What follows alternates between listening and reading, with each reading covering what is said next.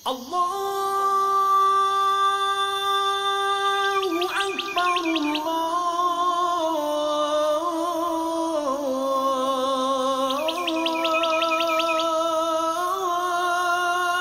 Allahu Ekber.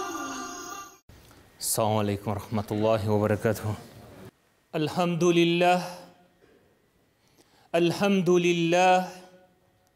الحمد لله الذي هدانا للإيمان والإسلام وجعلنا من أمة سيدنا نبينا محمد صلى الله عليه وسلم وفضل الجمعة على سائر الأيام كما جاء في الأخبار أن الجمعة سيد الأيام ونشهد أن لا إله إلا الله وحده لا شريك له له الملك وله الحمد وهو على كل شيء قدير. Allah Teala var, Allah Teala bir, Allah Teala'dan başka ilahi zat yok. Hem Muhammed sallallahu aleyhi ve sellem Allah Teala'nın hak ilçisi. Allahu Hak Subhanahu ve Teala her barşalarımızga da bu cuma günlerin hayırlı hem mübarek kılsın. Allah Teala'nın emrin işitip, siyikli Peygamberimiz, Habibimiz Muhammed sallallahu aleyhi ve sellem'nin şakırvun işitip, cuma namazlarına kilgen cemği Müslüman kardeşlerimizge Allahu Hak Subhanahu ve Teala hayırlı bereket birip, atlap kilgen her adımımız sayın günahlarımızdan arınıp, Allah Teala karşında bulgan derecelerimizin usulüne sebepçi bulsaydı. Allah Subhanahu ve Teala'nın rahmetine erişip, siyikli Peygamberimiz sallallahu aleyhi ve sellem'nin şefaatine erişişlerden bulsak idi. Hürmetli din kardeşlerim, bugünkü cuma mevgizemizde sadaka meselesini küteresimiz kile. Elbette onun tüp şıganağın hem faziletini iske düşürüp ötesimiz kile.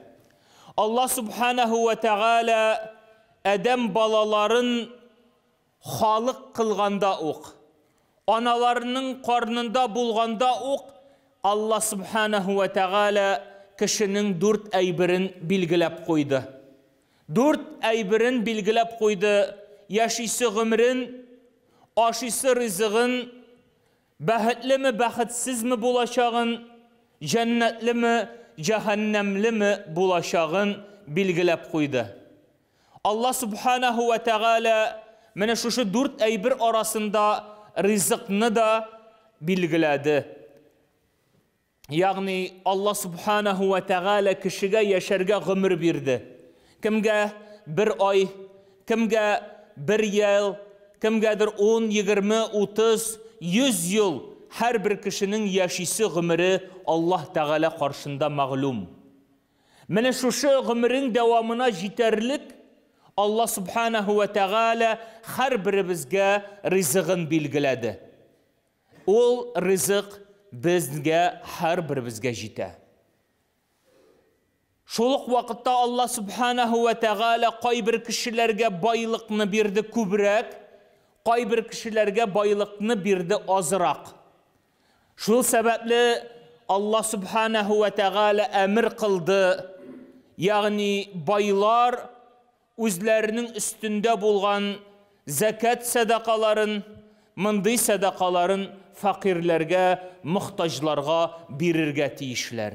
Demek fakirlerinin hakkı, miskinlerinin hakkı şu bendenin yani malı bulgan kişinin üstünde bulgan. Yani fakirinin hakkı mene şu bay kişinin kisesinde. Bu şul revişli Allah Teala bilgiledi fakirler için bir sınav, baylar için ikinci sınav.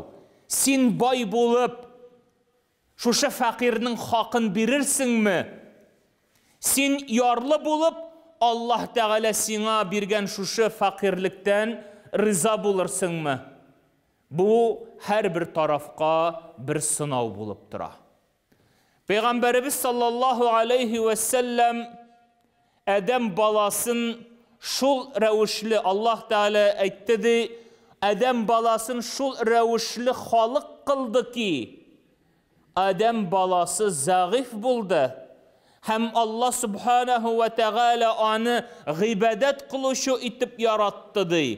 Eğer kişi Allah Teala'ya gıybet kılmasa, o ikinci bir mahlukka, ikinci bir zatqa, yaki ikinci bir eybirge gıybet kılacak.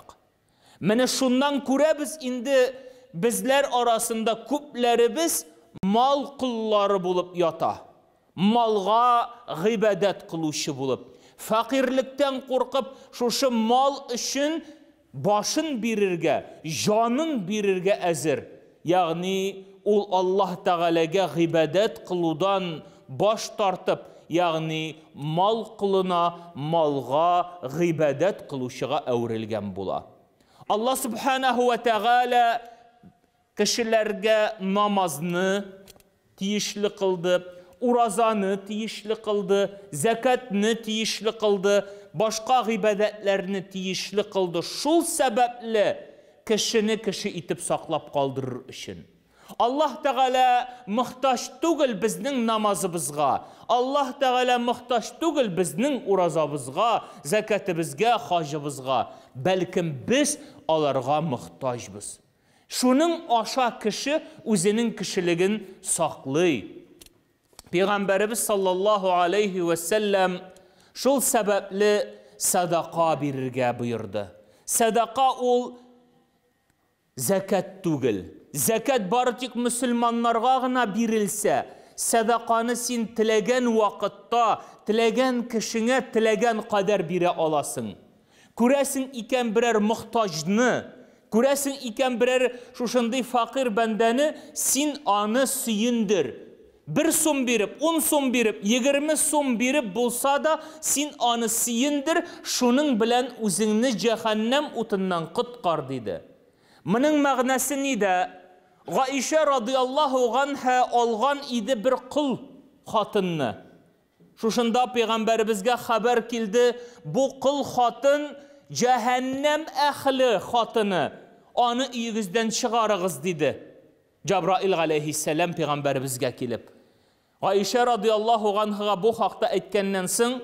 Aişe radıyallahu anha bu kul hatınga bir hürme verip çıkarıp jiberdi. Bar gitsin irikli bizning iden çık dedi. Bu kul hatın yolda barganda şu hürmenin yartısın aşağıdan idi. Lakin şunda yolda bir fakirrek kişini görüp şu yartı hürmesin medip bu bendesi bu fakir miskinge sadaka itip birdi. Hem de indi Cebrail aleyhisselam peygamberimizge yanadan kildi de aytdı, ya Resulullah bu kul hatını qaytara alasız. Allah Teala onu cehennem utundan kutkardı dedi. Peygamberimiz gajeplendi.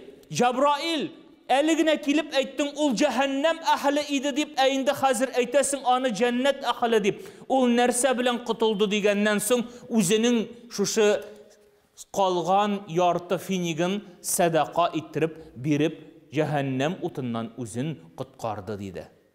Hürmetli din kardeşlerim, anlarga kirek bar Allah Teala'nın hakkı.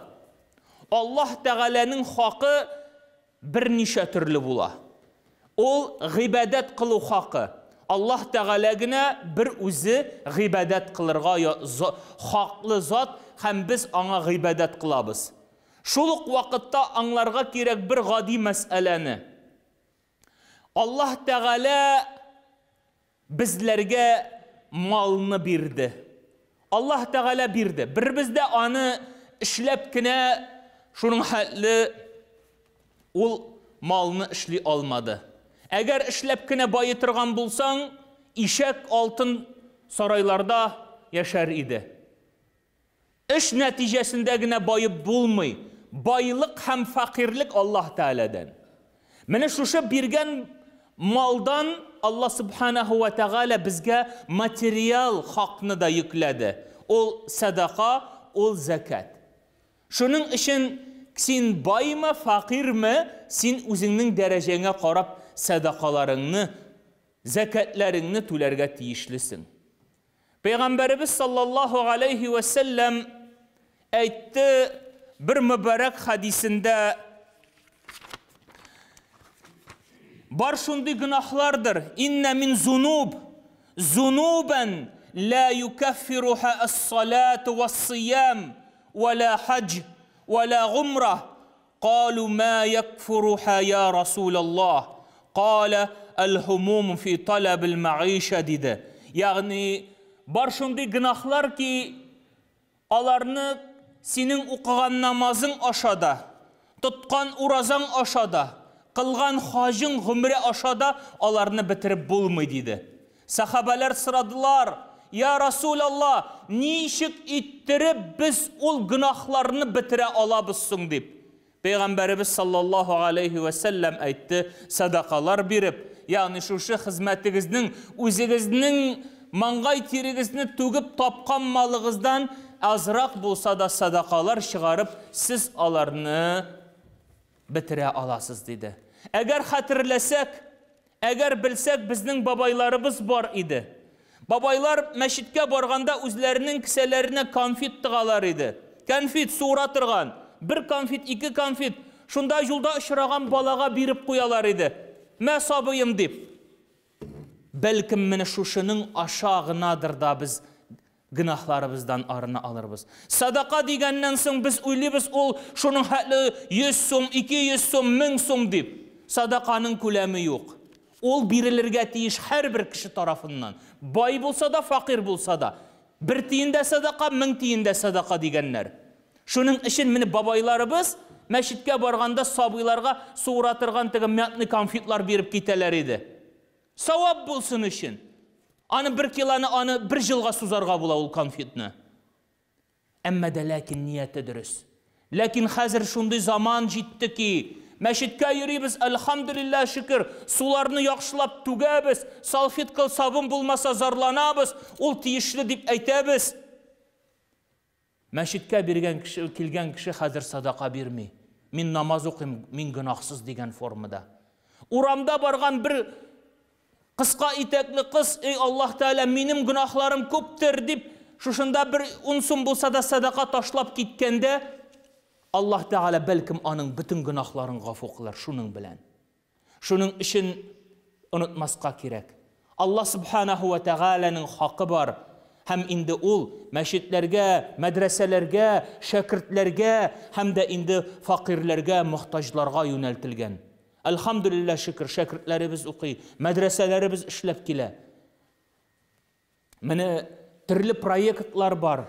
Fakirlerini, muhtajlarını aşatalar. Niler bular, bütün yoktan mümkünçilikler var. Anın sebebini tudurga gerek. Allah Subhanahu ve Teala her barşalarımızını da şu izgilikler aşa günahlarımızdan arındırsa idi. Arındırsa idi. Peygamberimiz sallallahu aleyhi ve sellem aytti.